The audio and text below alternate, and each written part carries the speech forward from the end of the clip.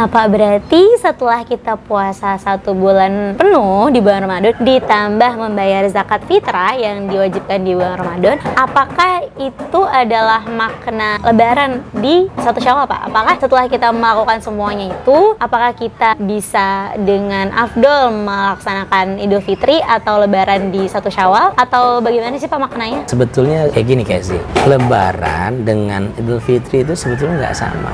Lebaran sama Idul Fitri itu udah sama kan? Enggak. Lebaran itu 1 Syawal, Idul Fitri juga 1 Syawal. Maksudnya gimana bedanya? Nih, siapapun boleh lebaran. Ya. Lebaran milik siapapun. Ya. Tapi tidak setiap orang mendapatkan Idul Fitri. Nah, apa letak perbedaannya? Ya, kalau lebaran ya kalau boleh dikatakan sebagai budaya, ya kan? Siapapun ya boleh. Yang puasa lebaran, yang nggak puasa juga lebaran. Karena diliburin juga sama pemerintah gitu. Iya. Yang tarawih lebaran. Yang nggak tarawih juga lebaran juga. Iya. Nah, kalau Idul Fitri yang sudah betul-betul berjuang di bulan Ramadan, maka ayatnya jelas. Allah katakan dalam Al-Qur'an, qad aflaha man tazakka wa dzakara asma rabbih fasalla. Qad aflaha, sungguh telah beruntung, sungguh telah menang. Siapa nih yang meraih kemenangan? Kata Allah, man tazakka, orang yang sudah bersusah payah mensucikan diri selama bulan Ramadan. Dia mau berhaus-haus, berlapar-lapar di siang hari Ramadan.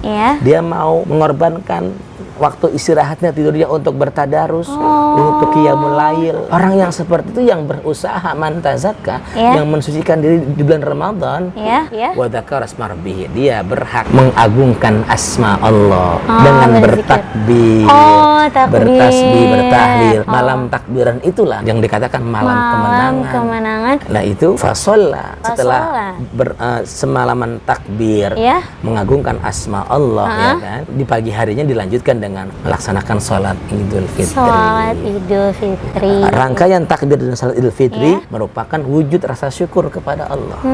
Ini dia Allah sampaikan dalam ayatnya yang di surah Al-Baqarah yang terkait dengan tentang puasa yang tadi. Di ujung ayat, walitukmilul iddata, dan sempurnakanlah bilangan bulan Ramadan, sempurnakanlah puasa ibadah di bulan Ramadan, sempurnakan. Walitukabbirullaha ala ma hadakum wa la'allakum tashkurun. Kemudian hendaklah kalau sudah tukmilul iddah, kalau sudah sempurna puasanya di bulan Ramadan, walitukabbirullah, baru diperbolehkan bertakbir, mengagungkan asma Allah, pertanda sudah berakhir Ramadan, kita sudah berjuang selama 9 penuh di bulan Ramadan.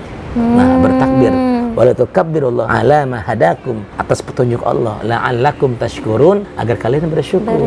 Jadi bertakbir salat Idul Fitri dalam rangka bersyukur. Ya Allah, saya bersyukur Ramadan saya bisa puasa, saya bersyukur bisa tarawih, bisa terus Al-Quran dan seterusnya. Ungkapan rasa syukur kepada yang bertakbir salat Idul Fitri, merayakan hari kemenangan setelah berjuang mensucikan diri selama Ramadan. Baru itu dikatakan minal aidin wal faizin, yang adalah orang-orang yang kembali suci, yang Idul Fitri. Sebenarnya minal aidin wal faizin ini bukan ungkapan dari Nabi, bukan hadis Nabi. Apa itu, Pak? Ini ungkapan ala orang Indonesia aja. Bahkan kalau kita buka sejarah sedikit, Bung Karno ini yang mempopulerkan istilah minal aidin wal faizin. Kadang orang suka mensalahartikan minal aidin wal faizin artinya mohon maaf lahir dan batin. Kan bukan itu, kan jauh. Minal aidin artinya kembali kepada kesucian. Wal faizin termasuk orang yang menang. Sebetulnya ada redaksi kalimat yang dibuang. Ya selengkapnya kan ja'alanallahu wa iyyakum. Semoga Allah menjadikan kita semua dan kalian baru minal aidin, termasuk orang-orang yang kembali. Kembali apa? Kembali fitri, kembali suci. Suci dari apa? Dari segala dosa. Kemana dosanya? Sudah dibakar saat Ramadan kemarin. Karena Ramadan maknanya pembakaran dosa. Bagaimana kembali suci kalau dia nggak membakar dosa sendiri di bulan Ramadan? Benar juga. Betul nggak sih? Benar. Kemudian wal faizin, semoga Allah menjadikan kita dan kalian orang-orang yang menang dari melawan hawa nafsu di bulan Ramadan, menang melawan rasa ngantuk kita untuk kita bertadarus, untuk kita qiyamul lail. Itu baru menang. Nah ini kadang-kadang seminggu aja udah kalah. Apa itu yang dikatakan mendapatkan hari kemenangan? Bukan. Secara etis kayaknya hati nggak bisa dibohongin. Berbeda terasa hikmah lebaran Idul Fitri itu bagi yang sudah berjuang dengan yang Beda. Kalau yang tidak berjuang ya cuma hanya sekedar ya budaya ritual tahunan lebaran begitu aja. Terus emang salah orang ngucapin ya nggak salah juga. Itu kan bagian dari budaya. Tapi ini penjelasannya agar nggak salah. Ya kalau yang merasa dia ibadahnya maksimal di bulan Ramadan ya emang pantas diucapin minal aidin wal faizin. Tapi kayaknya kalau yang 7 hari seminggu aja udah kalah, bagaimana mau minal aidin kan gitu. Tapi emang kalau yang kalimat yang dari hadis Nabi, taqabbalallahu minna wa minkum taqabbal ya karim itu. Semoga ibadah kita di bulan Ramadan diterima Allah Subhanahu wa taala, yang wajib yang sunnah semua gitu seperti itu. Nah, tapi biasanya pas saat Idul Fitri, orang-orang itu kebanyakan orang Indonesia ya, itu kebanyakan mudik atau pulang kampung untuk bersilaturahmi. Apakah memang Idul Fitri ini waktu yang baik untuk melaksanakan atau ajang silaturahmi itu sampai pulang jauh-jauh ke kampung halaman dan sebagainya? Memang di akhir-akhir bulan puasa menjelang 1 Syawal Idul Fitri, biasa di Indonesia ada tradisi mudik ya, pulang kampung halaman. Sebetulnya bukan setahun sekali, bahkan Islam mengajarkan silaturahmi itu setiap hari, setiap saat, setiap waktu. Nah, itu apa sih makna silaturahim itu? Silaturahim artinya menghubungkan kasih sayang antara anak dengan orang tua, antara kakak dengan adik, saudara dengan saudara, antara murid dengan guru, antara santri dengan kiai, ustadz dengan jamaahnya. Nah, ini supaya terjadi hubungan yang harmonis. Nah, gitu. Nah, memang kebanyakan diambil momentum Ramadan, momentum Idul Fitri. Dalam ayat Allah Subhanahu wa taala berfirman, "Duribat 'alaihimul dhillah aynama thuqifu illa bihablin minallah wa hablin minan nas." Manusia akan senantiasa tertimpa kehinaan, kemalapetakaan, kemalangan. Illa kecuali bihablin minallah wa hablin minan nas. Orang yang selalu mengadakan hubungan baik kepada Allah. Kepada Allah baik nih hubungannya. Tapi Allah nggak mau hubungan dengan Allah baik-baik aja, tapi hubungan dengan sesama buruk. Nah, ini harus diperhatikan juga. Yang Allah mau baik kepada Allah hubungannya, baik juga hubungan kepada sesama manusia. Jadi setelah 1 bulan Ramadan full ini kita berhubungan baik dengan Allah, ibadah terus, diseimbangin juga dengan hablum minanas, yaitu silaturahmi saat 1 Syawal atau saat Idul Fitri. Makanya orang kebanyakan di kita sebelum Idul Fitri sudah pada bersiap-siap menyambut Idul Fitri. Bikin dodol. Bikin apa tuh namanya, kue-kuean buat lebaran dah. Kadang yang paling populer apa sih kalau di hari lebaran? Kacang. Kalau kacang itu biasanya itu sesuatu yang wajib ada di setiap hidangan orang lebaran ya, gitu ya. Kenapa? Karena itu hikmahnya, setiap tamu yang datang ke rumah kita memakan makanan yang kita hidangkan, maka itu akan turun rahmat bagi si tuan rumah. Subhanallah. Setiap yang dimakannya gitu. Maka ini ada satu pelajaran. Oh iya, mungkin kalau kacang yang dimakan lebih banyak rahmatnya lagi, benar seperti itu. Karena kecil-kecil. Dalam sebuah hadis, man kana yu'minu billahi wal yawmil akhir falyukrim dhaifahu. Yang beriman kepada Allah dan hari akhir, maka muliakanlah tamunya. Memuliakan tamu merupakan bagian dari iman. Gitu kan? Nah, makanya di hari raya, di hari lebaran itu, tamu datang ke rumah kita, kita sudah siap dengan suguhan. Gitu kan? Dalam rangka memuliakan tamu. Maka itulah sebaik-baik tuan rumah adalah yang memuliakan tamunya. Dan sebaik-baik tamu adalah yang tidak memberatkan, merepotkan tuan rumahnya. Harus begitu. Jangan dibalik. Datang-datang ke situ, nggak enak nih, di sini nggak ada nastar gitu kan, beliin nastar sekarang, nggak boleh kayak gitu. Itu kan hanya sebagai pelengkap, dan memang jadi ciri orang yang beriman itu memuliakan tamunya. Maka wajar di kita kebanyakan sebelum Ramadan sudah ada persiapan, bikin dodol dulu kan. Tapi yang jadi salah itu gara-gara bikin dodol batal puasanya. Gara-gara bikin dodol dia malah menyia-nyiakan Ramadan itu sendiri. Gara-gara bikin nastar jadi batal. Jadi batal puasanya, kecapean. Aduh, itu malah jangan kayak gitu ya. Ini kalau istilah peribahasa namanya nyari jarum kampak hilang. Ya kan? Jarum yang kecil cari-cari, kampak yang gedenya hilang. Dan juga gini, Kak Zi, jangan sampai kita salah niat dalam bersilaturahim. Waduh, apa tuh maksudnya, gimana Pak? Ini kadang suka jadi ajang-ajang ya, pamer-pamer harta. Pamer-pamer baju baru. Bener. Jangan kita saling memaafkan, jangan bikin dosa lagi. Ya kan? jangan kita menyakiti hati perasaan saudara kita lagi. Iya. Wow, mentang-mentang habis lebaran THR-nya turun gede. Wow, bererot di tangannya. Asal ngomong, Kerincing gitu. ini nastarnya enak ini ya. Kerincing. Nah, itu kan membuat luka hati saudara kita yang tidak berkemampuan. Iya, gitu iya ya. juga. Jadi jangan jadikan ajang pamer. Pamer harta, pamer baju lebaran lagi. Iya. Memang ada tuntunan Nabi dalam beridul fitri, sholat idul fitri, pakailah pakaian yang baru. Baru baju baru, alhamdulillah. Tapi memang tidak mesti dipaksakan gitu. Kalau memang mampu ya alhamdulillah gitu. Kalau nggak ada pakai yang lama kan nggak masalah juga. Oh, iya, itu ada sebuah ungkapan ulama, Kak. Iya. Laisal 'id liman labisal jadid. Apa tuh? Bukanlah dinamakan beridul fitri, berlebaran itu, berhari raya itu yang berpakaian serba baru, bukan. Bukan.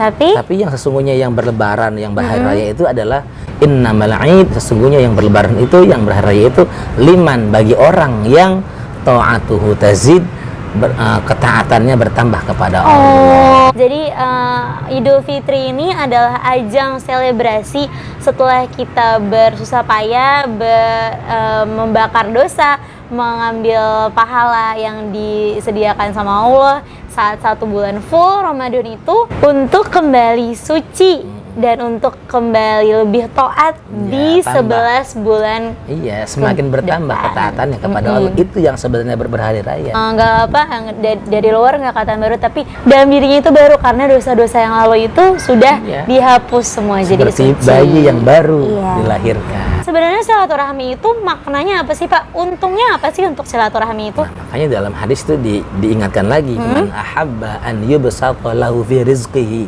wa an yunsa'a lahu fi atharihi falyasil rahimah. Barang siapa yang ingin diluaskan rezekinya, dipanjangkan umurnya, maka sambunglah silaturahim. Nah, dari hadis ini kita dapat ambil kesimpulan, yang ingin dipanjangkan umur sama Allah, ingin diluaskan rezekinya sama Allah, perbanyak silaturahim. Contoh kayak gini, datang kita silaturahim ke keluarga, ke saudara. Tiba-tiba lagi ngobrol, sharing, tukar pikiran. Ternyata ada lowongan pekerjaan. Itu kan namanya kan ada lowongan jodoh gitu. Betul, ada lowongan jodoh juga bisa. Kan jodoh kan termasuk rezeki juga. Kemudian apa namanya? Ya memanjangkan umur juga termasuk. Ya, jadi orang walaupun mungkin usianya tidak bertambah secara nominal angkanya, tapi dengan dia bersilaturahim, dia menghubungkan, paling tidak dia bisa menyapa sanak saudaranya, idkhalus surur, memberikan kebahagiaan kepada hati orang-orang beriman, itu termasuk sedekah juga di situ. Jadi kita bersilaturahim supaya lebih banyak amal kita kepada Allah Subhanahu wa Ta'ala. Tadi silaturahmi itu kan untuk memperpanjang umur. Yang innalillahi udah nggak ada umurnya, udah meninggal. Apakah kita bisa silaturahmi ke mereka juga? Kebanyakan tuh soalnya Pak, banyak yang ziarah itu saat momen lebaran gitu. Apakah itu sebenarnya bisa memanjangkan silaturahmi itu walaupun dia sudah meninggal? Jadi gini, memang kalau dalam pengertian kepada yang hidup dimanakan silaturahim, ya kan. Pada sudah meninggal masih bisa berhubungan juga, dalam artian kita bisa menziarahinya. Kalau sempat waktu ziarah ya, kalau mau setiap hari ya bagus, kalau memang bisanya cuma seminggu sekali ya alhamdulillah, atau sebulan sekali ya nggak masalah, atau ya minimal ya itu tadi setahun sekali. Cuma kalau setahun sekali hati-hati, jangan doa udah panjang-panjang, nggak tahu pas dicolek, lah salah, kuburan engkong lu di sono bukan. saking nggak pernah ke sono jadi lupa kuburannya yang mana. Malah juga engkongnya di sana ngomong, "Woi, gue di sini bukan di situ." Keluar dari kuburannya, salah doa lu sini gitu. Makanya ziarah jangan setahun sekali. Dan juga awas, jangan salah, mendoakan orang mati dan orang ziarah di kubur itu haram, Kak. Wah, gimana, Pak? Mendoakan orang mati. Mendoakan orang yang sudah meninggal itu. Kalau mendoain orang disuruh doain jadi mati itu jangan. Gitu.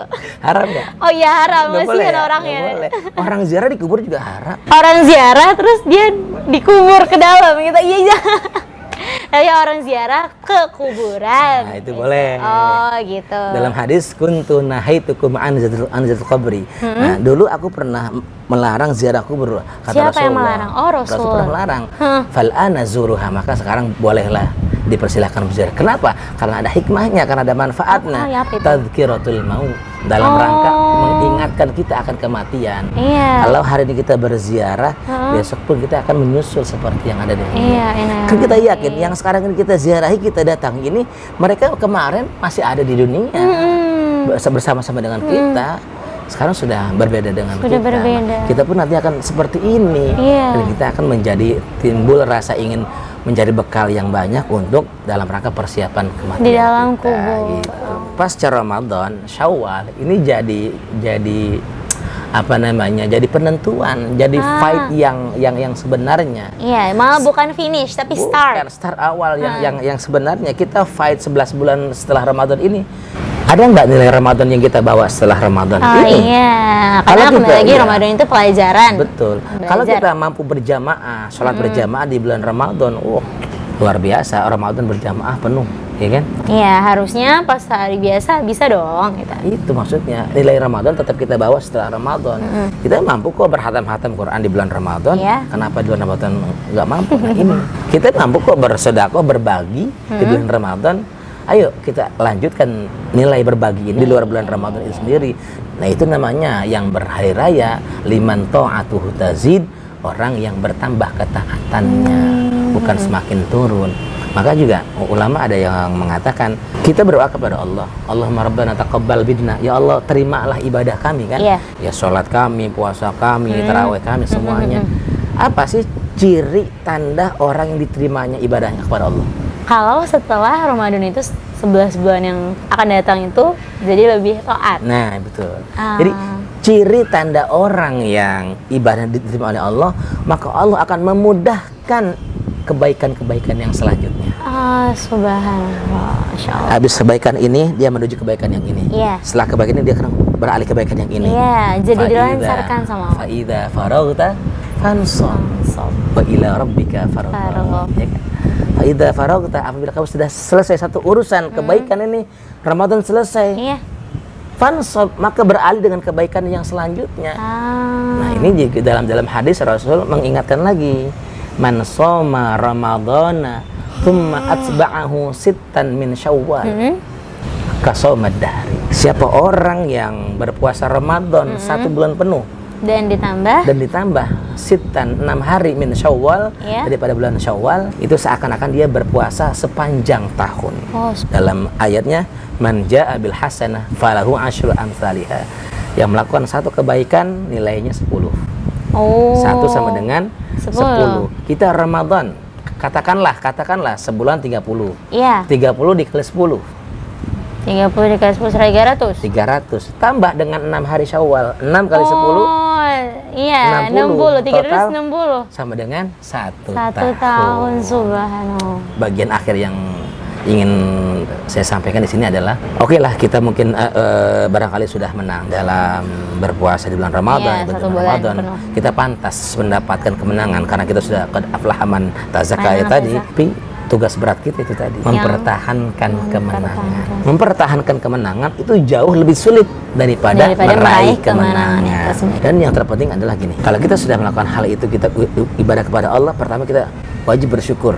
Iya. Karena Allah ngasih jalan mudah kita untuk ibadah. Kemudian setelah bersyukur, Iya. jangan takabur. Oh. Ya mungkin kalau takabur Jangan sombong, sombong. enggak sih ya. Banter-banter ya paling ujub berbangga diri, jangan. Oh, saya alhamdulillah, bahkan sampai bikin status, waduh, jangan.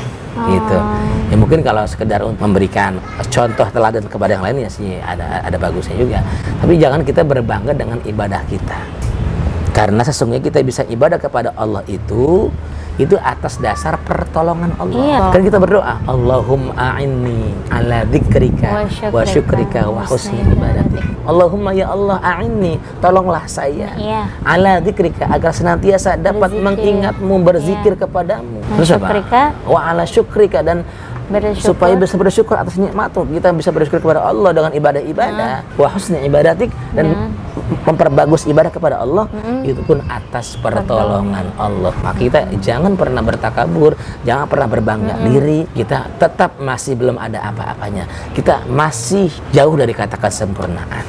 Masih kita harus tetap eksis dalam nuansa ibadah pada Allah Subhanahu wa taala. Ya, berarti selama 1 bulan Ramadan ini Allah ngasih khusus tuh ujung-ujungnya juga la'alakum tattaqun. Betul. Agar kita bisa lebih lagi takwanya. Yang kemarin masih bolong-bolong sholatnya, masih susah buat puasa, masih susah buat menahan nafsu, menahan marah, di saat di bulan Ramadan ini diajarkan, belajar agar bisa nanti pas setelah 11 bulan ke depan iman kita itu naik melebihi yang saat kita belajar di bulan Ramadan ini. Oke, alhamdulillah kita sudah berada di penghujung episode Serba-Serbi Ramadan. Semoga dari semua penjelasan yang sudah dipaparkan oleh Pak Ang dan pertanyaan-pertanyaan yang selama ini didiskusikan itu bisa menambah ilmu kita, bisa menambahkan keimanan kita, bisa menambahkan motivasi kita untuk menjadi pribadi yang lebih baik lagi. Bukan hanya di bulan Ramadan tapi di bulan-bulan setelahnya. Dan dari saya sendiri, Zi mengucapkan terima kasih atas segala perhatiannya sudah menonton semua episode Serba-Serbi Ramadan, dan saya juga meminta maaf jika ada kesalahan kata atau kesalahan perbuatan selama seluruh episode Serba-Serbi Ramadan ini yang disengaja maupun tidak disengaja. Pak, apakah ada yang ingin disampaikan? Ya, baik, saya juga dalam kesempatan ini mengucapkan terima kasih kepada seluruh netizen, warganet yang sudah ikut nonton video ini.